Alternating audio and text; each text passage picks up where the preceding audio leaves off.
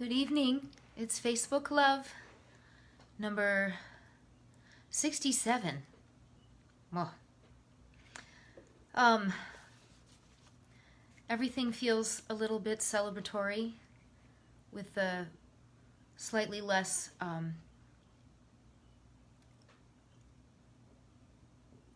isolation.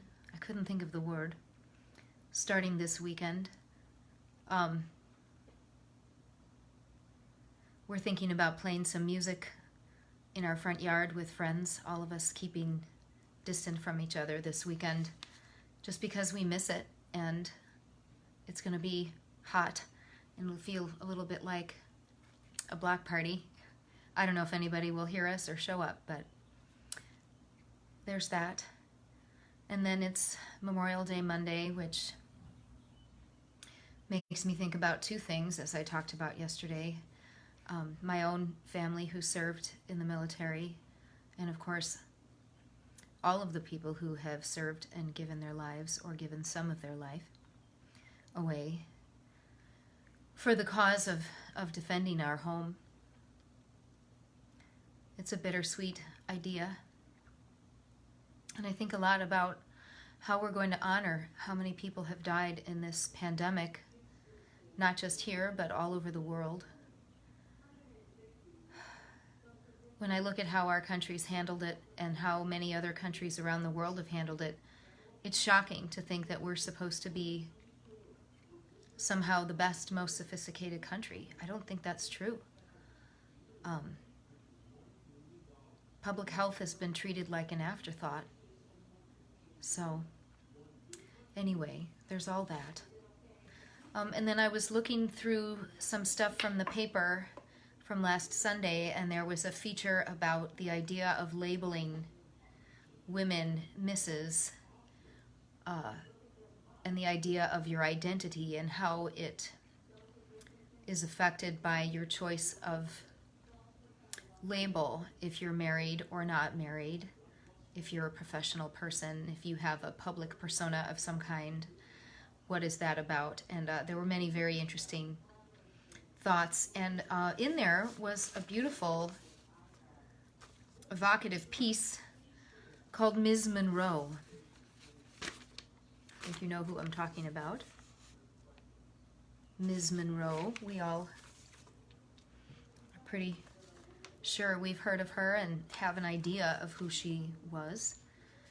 She didn't live long. I think 33 years, something like that. So this piece is called Ms. Monroe by a poet named Helen Mort. And she's contemplating the inner life of the famous Marilyn, whose life was much more in the spotlight than most in that era. And we're still pretty fascinated by her. As happens often with poems, there's a quote by someone else at the beginning. In America, a blonde is not just a blonde. William K. Zinsser. Ms. Monroe. When I first let the mirror see me in my high street wedding dress, I lift the hem and laugh into the lace, all mock Monroe, her skirt a breaking wave, her open mouth, her head tipped back, accepting a communion wafer from the sky. I press my fingers to the glass and feel them pass through each reflection, every photograph and sweet impossibility rest against the raised hand of the other Marilyn, not poster girl, but poet. The woman who filled notebooks with her nightmares, dreams of emptying, the slab of the operating table, the eminent doctors, the neat incision and its big reveal, her insides nothing but sawdust. Marilyn Monroe. I apologize for my cat. Marilyn Monroe, Not Mrs. Miller, Mrs. DiMaggio. We have been wearing our white dresses for too long, squeezing into spotlit silk, chiffon, the color of nothing, palm to palm in the mirror.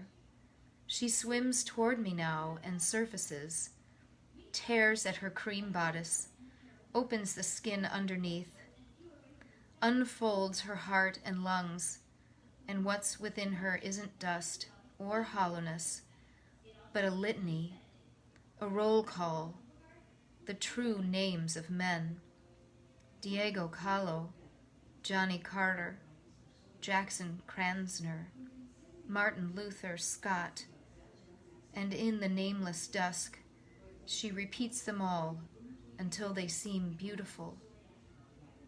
I can't stop reading her lips. Mrs. Monroe by Helen Mort. That's just a small one today. This is Facebook Love. I'll see you again. Bye.